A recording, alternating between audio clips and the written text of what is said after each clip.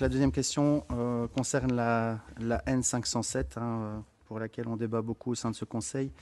Donc la N507, la nationale, donc, est toujours et de plus en plus dans un état de délabrement depuis des années. Quand sont programmés les travaux de réfection et quand peut-on espérer un entretien digne de ce nom? Mais comme vous, Monsieur Skis, nous sommes déçus. Il y a énormément de démarches qui ont déjà été faites, des mails, etc., etc. Et le dernier que j'ai reçu, parce que je harcèle quelque part le SPE DGO1 et ses responsables. En même temps, j'ai une remarque et une bonne nouvelle dans ce mail. Et en même temps, j'ai une autre bonne nouvelle que je vous dirai à la fin. Ce mail me dit aucune date n'est fixée à ce jour. Cette intervention nécessite un budget PMS, mais ça on le savait déjà, d'investissement, et un budget piste cyclable. À ce jour, nous sommes toujours dans l'attente de la libération du budget piste cyclable. Une intervention sur ce tronçon au niveau de la voirie, sans inclure la piste cyclable, n'aurait aucun sens et vice-versa. Nous reviendrons vers vous dès que nous disposerons d'informations plus précises. Pour rappel, le tronçon ici visé par la réflexion est celui compris entre la sortie de l'agglomération d'Olin et le rond-point de Bléhary compris. Il me paraissait important de le préciser, car un certain riverain de la 507 communique à tort que seule la partie non agglomérée entre Olin et Bléhary est concernée, que l'intervention va concerner 4 riverains alors que dans sa rue, ils sont bien plus nombreux. Donc, de fausses informations qui polluent les discussions.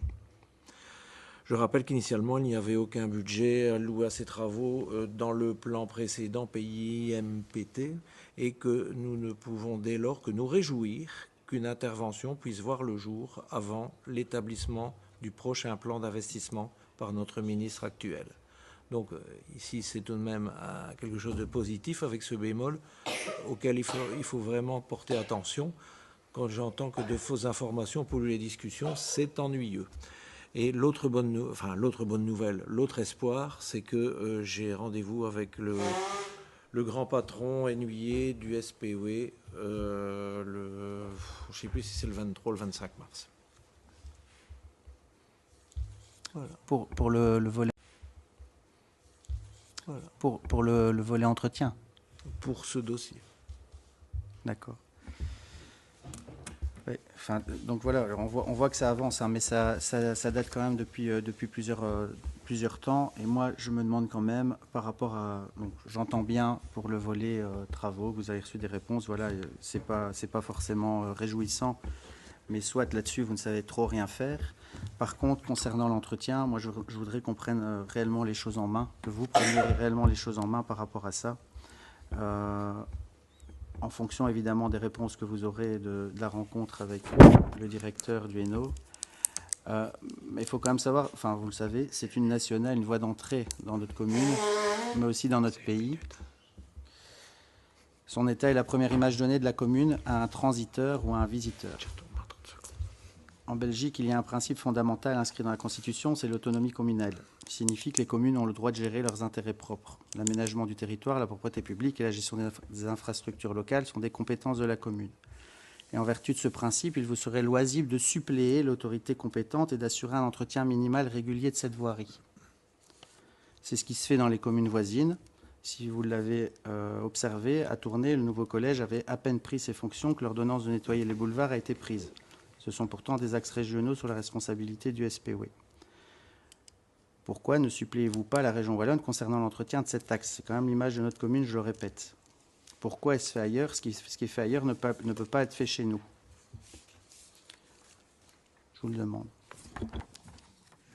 Je vais encore tout de même répondre parce que, bon, d'abord vous dépassez les messages, le président dira ce qu'il voudra. Mais moi, je dis simplement que je ne vais pas me substituer à coût de millions, parce que ces budgets prévus, c'est 700 000 euros. Et ici, paraît-il que ces budgets, avec les pistes cyclables, il y aurait encore 400 000 euros en plus. Il faut tout de même rester raisonnable. Je ne vais pas commencer. C'est parce que je vous ai demandé, vous ne m'avez pas écouté. Collège, commencer à nettoyer. J'ai bien dit qu'on laissait le volet travaux de côté. Je vous parle de l'entretien par du personnel, de la main-d'œuvre locale qui pourrait être fait. Vous pourriez suppléer la région wallonne et le faire par la main-d'œuvre locale.